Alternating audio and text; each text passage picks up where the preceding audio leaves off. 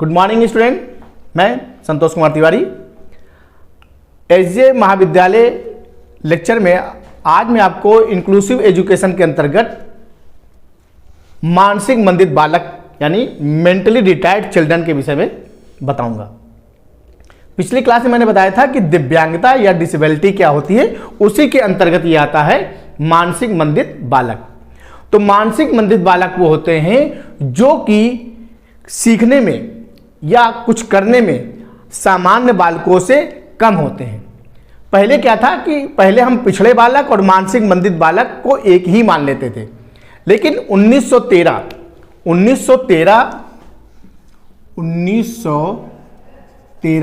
में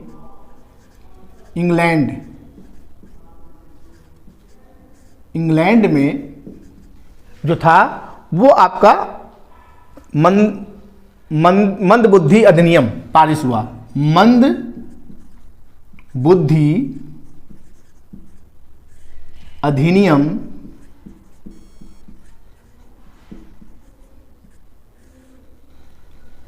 अधिनियम पारित हुआ।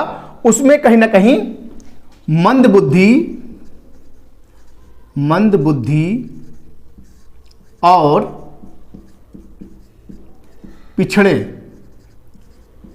पिछड़े बालकों में अंतर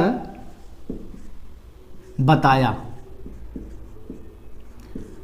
मतलब 1913 तक तो ठीक था, लेकिन 1913 में इंग्लैंड में मंद बुद्धि अधिनियम पारित हुआ और उसमें मंद बुद्धि और पिछड़े बालकों में अंतर स्पष्ट किया गया कि नहीं, ये दोनों चीजें एक नहीं है, दोनों अलग अलग है। मंद बुद्धि अलग है और पिछड़े बालक अलग है, यानी दोनों में अंतर है। तो मंद बुद्धि क्या होते हैं? मंद बुद्धि या मानसिक मंदित बालक वो होते हैं जो कि अपने सामान्य बालकों से कार्य क्षमता में, विकासात्मक प्रक्रिया में कहीं ना कहीं कम होते हैं। उन्हें हम मानसिक मंदित बालक कहते हैं या मेंटल रिटायर्ड चिल्ड्रन की संज्ञा दी जाती है।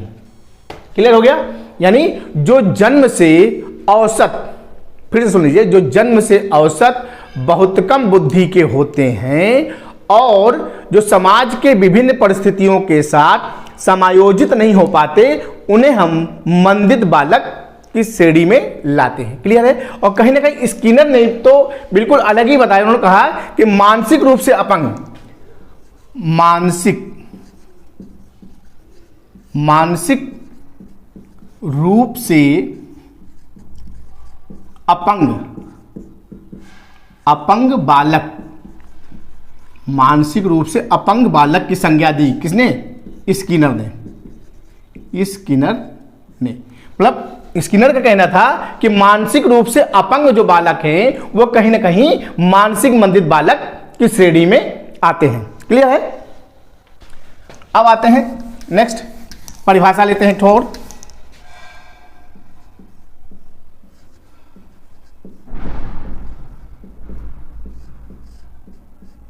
परिभाषा क्लियर है? तो हेबर महोदय ने कहा था कि उस सामान्य बौद्धिक स्तर, सामान्य बौद्धिक स्तर क्रियाशील से है और व्यवहार के अनुकूलन की दुर्बलता से संबंध है। यानी जो मेंटल रिटायर्ड मानसिक मंदित जो बालक होते हैं वो कहीं ना कहीं सामान्य बच्चों के बौद्धिक स्तर से और उनके व्यवहार में अनुकूलन की दुर्बलता नहीं, कहीं ना कहीं वो अनुकूलन नहीं कर पाते, अपने आप को समायोजित नहीं कर पाते सामान्य बालकों की अपेक्षा। क्लियर होगी? अब आते हैं मानसिक मंदित बालक की श्रेणी। मानसिक मंदित बालक का स्तर, मानसिक मंदित बालक का स्तर। तो इसको भी उन्होंने अलग अलग ढंग से डिफाइन किया है। तो पहले उन्होंने जो डिफाइन किया है वो आईक्यू स्तर के आधार पर, स्तर आईक्यू लेवल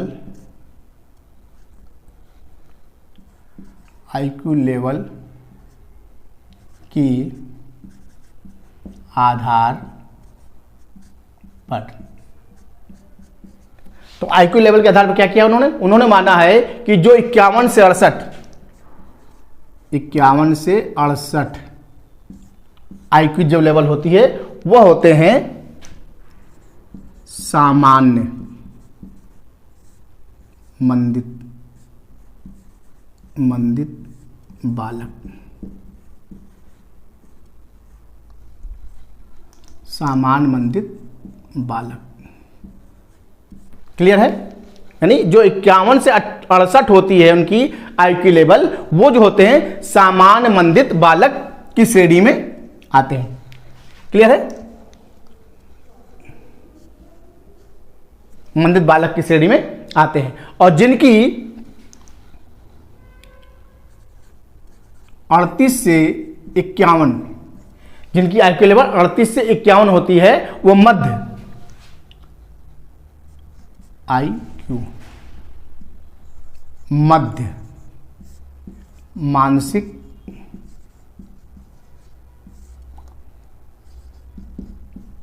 मन। क्लियर हो गया? यानी जो 51 से 68 हैं वो तो सामान्य मंदित बालक हैं, जो 38 से 51 में आते हैं वो मध्य मानसिक होते हैं, और जो इसके भी नीचे आते हैं यानी जो 20 से 35, यानी 20 से 35 आईक्यू लेवल के जो होते हैं वो जो होते हैं वह तीव्र मानसिक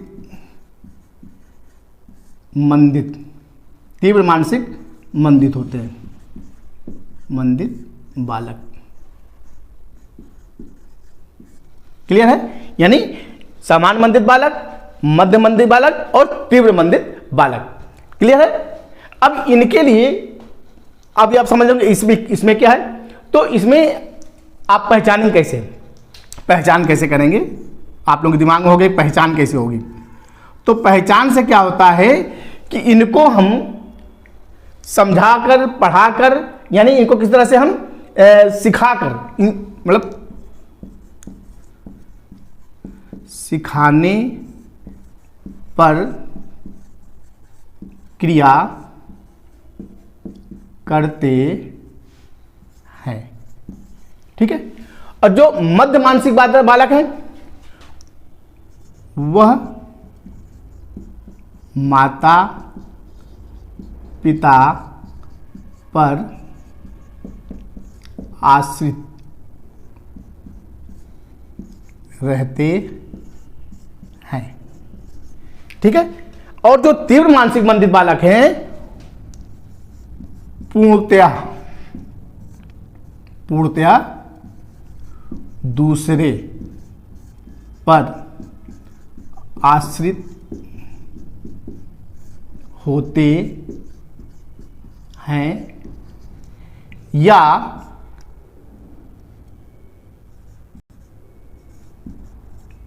सिखाया नहीं जा सकता।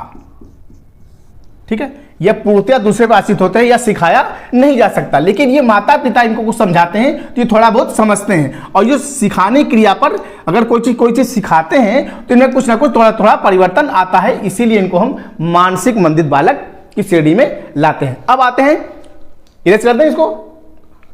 ठीक है? अब आते हैं तो इनको हम सिखा सकते हैं, पढ़ा सकते हैं। तो सबसे पहले क्या होगा? पहला पॉइंट आएगा व्यक्तिगत शिक्षा।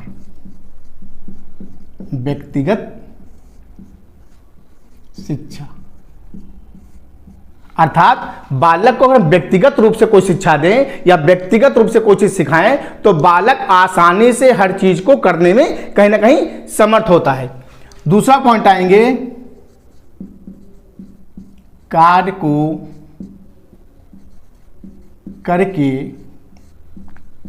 सीखना। मंदित बालक में ये विशेष रूप से कार्य करता है कि जब मंदित बालक को किसी कार्य में लगा देते हैं या कार्य करना सिखाते हैं तो आसानी से किसी चीज को समझ जाता है। क्लियर हो गया ना? यानी बहुत आसानी से किसी कार्य को समझने के लिए उसको उस कार्य में लगाते, जब क्रियाशील होता है तो कहीं ना कहीं वो सीखने का प्रयत्न करता है और कुछ ना कुछ वो क्या करता है, सीख जाता है। नेक्स्ट आएंगे, तीसरा पॉइंट है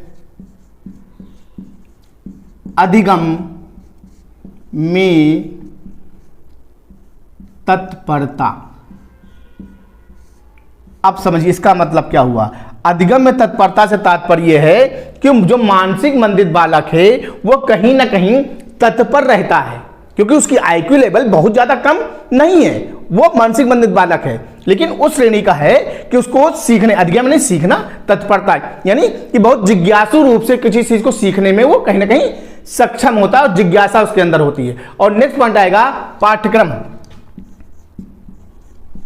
पाठ्यक्रम में अनुकूलता।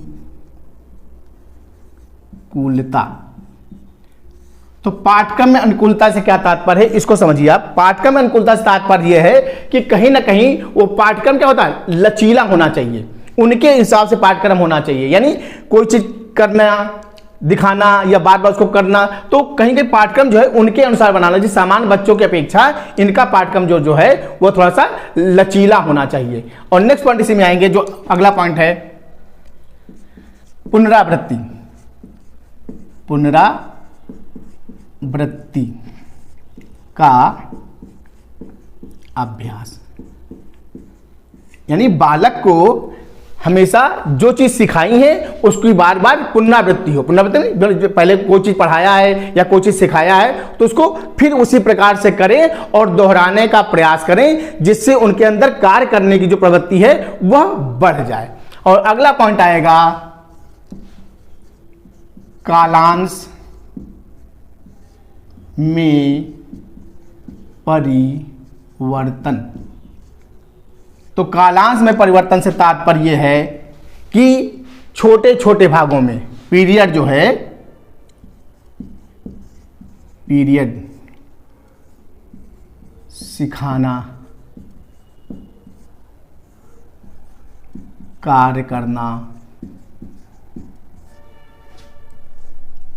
मतलब ये चीजें जो हैं इसमें परिवर्तन होना चाहिए। कालांश यानी क्योंकि उनकी बुद्धि तीव्र नहीं होती, यानी छोटे, क्योंकि किसी चीज को हम ज्यादा सिखाते हैं, सिखाने का प्रयत्न करते हैं, तो कहीं ना कहीं जब कालांश बड़े होते हैं तो बोरियत होती है। जब सामान्य बच्चों को बोरियत होती तो ये आसानी से, क्योंकि मेंटल इनका रिटायर है, तो ये आसानी से उस चीज को सीख नहीं पाते, तो उसको छोटे छोटे टुकड़ों में बांट देना चाहिए। पीरियड जो है वो छोटे छोटे टुकड़ों में 10 से 15 मिनट 10 से 15 मिनट का होना चाहिए, जिससे वो आसानी से सीखे। सिखाने की प्रवृत्ति चेंज करते रहना चाहिए। कार्य को हमेशा बदल बदल कर देना चाहिए, यानी कुछ देर सिखाया, फिर कुछ मनोरंजन कार्य करा दिया, फिर कुछ देर सिखाया, फिर कोई दूसरा कार्य करा दिया। तो इससे क्या है कि उसमें बोरियत नहीं होती, क्योंकि मेंटल डिजायर होते हैं, बहुत जल्दी इरिटेट होने लगते हैं। और लास्ट पॉइंट आएगा आपका, जो मेन पॉइंट है वह है योजना विधि, जिसको हम प्रोजेक्ट विधि के नाम से जानते हैं। तो इसमें सबसे महत्वपूर्ण क्या है कि इसमें जो मेरी जो पहली परिभाषा इनकी है कि जो अनुकूलित या समायोजित नहीं हो पाते, तो जब प्रोजेक्ट विधि में पहला पॉइंट क्या आएगा कि समूह में कार्य करना, समूह में कार्य करना, ठीक है। तीसरा अंतः क्रिया, चौथा, नेक्स्ट पॉइंट अगला आएगा समायोजन।